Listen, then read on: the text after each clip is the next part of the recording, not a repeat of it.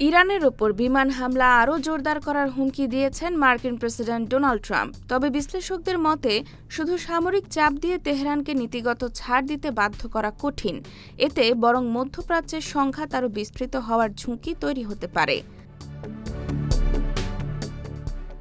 1 মাস আগে হওয়া যুদ্ধবিরতি কার্যত ভেঙে পড়ার পর আবারও পাল্টাপাল্টি হামলা বেড়েছে। যুক্তরাষ্ট্রের লক্ষ্য হরমুজ প্রণালীতে ইরানের প্রভাব কমিয়ে আলোচনার টেবিলে ফিরিয়ে আনা। অন্যদিকে ইরান স্পষ্ট ইঙ্গিত দিয়েছে তাদের গুরুত্বপূর্ণ অবকাঠামোতে হামলা হলে ইয়েমেনের হুথি মিত্রদের মাধ্যমে বাব আল মানদেব প্রণালীতে জাহাজ চলাচলেও বাধা সৃষ্টি করা হতে পারে। রয়টার্সের তথ্য অনুযায়ী ট্রাম্প প্রশাসন ইরানের তেল স্থাপনা, খার্ক দ্বীপে টার্মিনাল এবং ভূগর্ভস্থ পারমাণবিক স্থাপনা সহ বিভিন্ন লক্ষ্যবস্তুতে হামলার বিকল্প নিয়ে আলোচনা করেছে। তবে এসব পদক্ষেপের রাজনৈতিক ও সামরিক ঝুঁকি নিয়েও হোয়াইট হাউসে মতভেদ রয়েছে।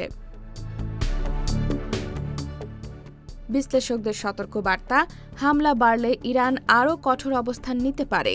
একই সঙ্গে হরমুজ ও বাব আল মানদেব এই দুই গুরুত্বপূর্ণ নৌপথে উত্তেজনা বাড়লে বৈশ্বিক জ্বালানি সরবরাহ, তেলের দাম এবং আন্তর্জাতিক বাণিজ্য নতুন সংকটে পড়তে পারে। ফলে কূটনৈতিক সমাধানের পথ যত সংকুচিত হচ্ছে, মধ্যপ্রাচ্যে বড় ধরনের সংঘাতের আশঙ্কাও তত বাড়ছে। IBTV USA, new York.